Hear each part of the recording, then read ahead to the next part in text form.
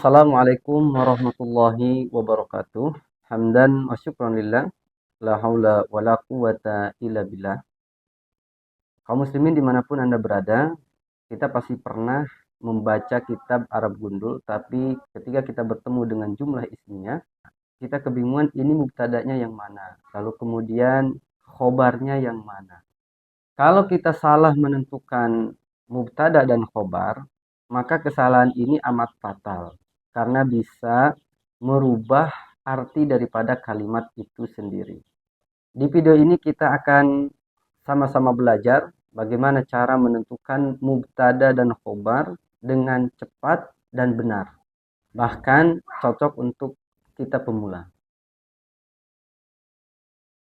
Pertama, kita harus memahami konsep dasarnya bahwa mubtada itu kata benda yang berada di awal kalimat. Atau kata lain, kata yang dibicarakan. Sedangkan khobar yaitu adalah informasi tentang mubtada. Contoh Zaidun qaimun. Zaidun artinya adalah Zaid. Qaimun artinya yang berdiri. Kita masukkan kaidah sebelumnya bahwa Zaidun itu adalah kata awal yang menjadi awal pembicaraan. Nah, yang dibicarakan itu Zaidun. Nah, berarti Zaidun itu mubtada. Sedangkan qaimun itu merupakan informasi daripada Zaid. Ini adalah khobar. Berarti Zaidun qaimun itu mubtada dan khobar. Zaidun mubtada, qaimunnya itu adalah khobar. Secara sederhana, Zaidun itu sama dengan siapa yang dibicarakan atau apa yang dibahas. Sedangkan khobar itu adalah apa yang dikatakan tentang dia atau apa yang dikatakan tentang perkara yang dibahas tadi. Sekarang kita masuk ke ciri mubtada dan khobar. Yang pertama, mubtada biasanya di awal kalimat. Seperti contoh al-masjidu kabirun. Nah, al-masjidu itu berada di awal kalimat. Tanda yang kedua, mubtada dan khobar berharokat dhammah atau marfu, baik dhammah atau dhammah tai. Dan ciri yang ketiga, mubtada berbentuk kalimat isim atau kata benda. Contoh lain, at-talibu mujtahidun. At-talibu itu berada di awal kalimat dan at-talibu itu yang dibicarakan. Berarti at-talibu itu mubtada. Sedangkan mujtahidun orang yang bersungguh-sungguh atau yang beristihad. Mujtahidun ini adalah informasi tentang at-talibu. Berarti mujtahidun itu adalah khobar. Kita masuk ke ciri khobar. Ciri yang pertama daripada khobar adalah menjelaskan mubtada, yakni menjelaskan informasi terkait mubtada seperti tadi Zaidun qaimun. Zaidun bermula Zaid atau Zaid gitu ya. Informasi Zaid itu apa? Qaimun. Itu yang berdiri. Biasanya khobar itu bisa diselangi dengan kata itu atau adalah seperti itu ya. Yang kedua, ciri khobar itu adalah marfu, dibaca rofa.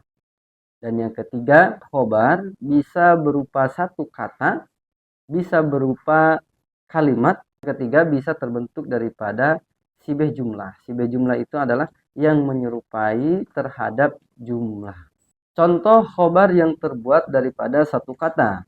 Seperti al-baitu jamilun. Al-baitu bermula rumah, jamilun itu yang indah. Atau bisa diartikan al-baitu jamilun, rumah itu adalah indah atau rumah itu adalah bagus. Contoh yang kedua, khobar yang terbentuk daripada kalimat seperti at-talibu yadrusu. At-talibu bermula pelajar, yadrusu terbentuk daripada kalimat fi'il khobarnya. Itu yang belajar. Contoh yang terbentuk daripada sibeh jumlah.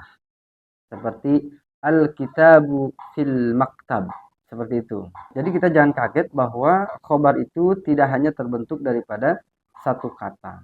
Kita masuk ke bagian yang amat penting, yakni trik bagaimana kita menentukan mubtada dan juga khobar. Trik cepat yang pertama adalah cari yang dibahas dahulu. Ini sedang membahas apa?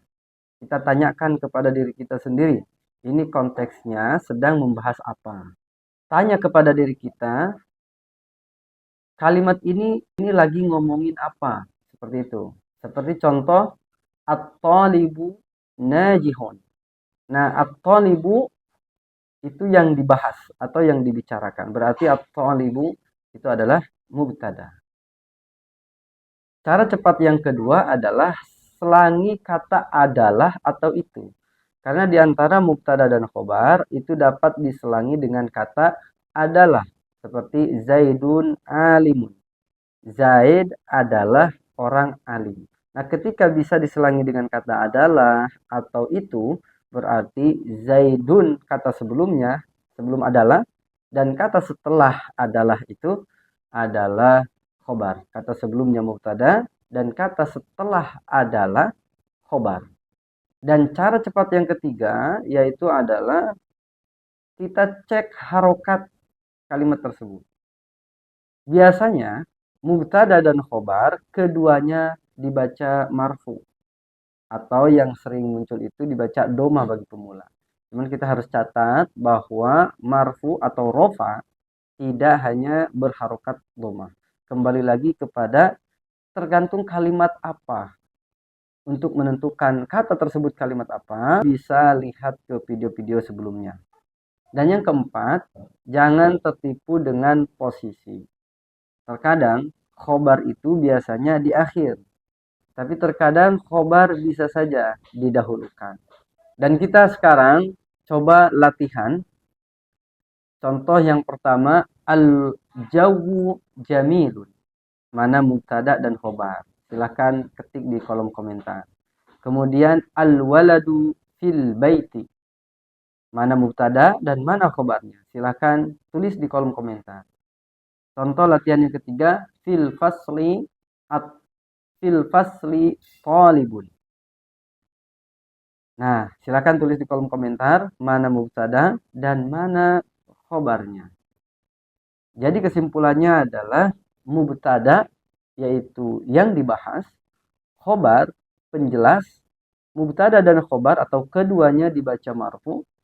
Khobar bisa bermacam-macam bentuk. Bisa satu kata, bisa kalimat, bisa sibeh daripada jumlah.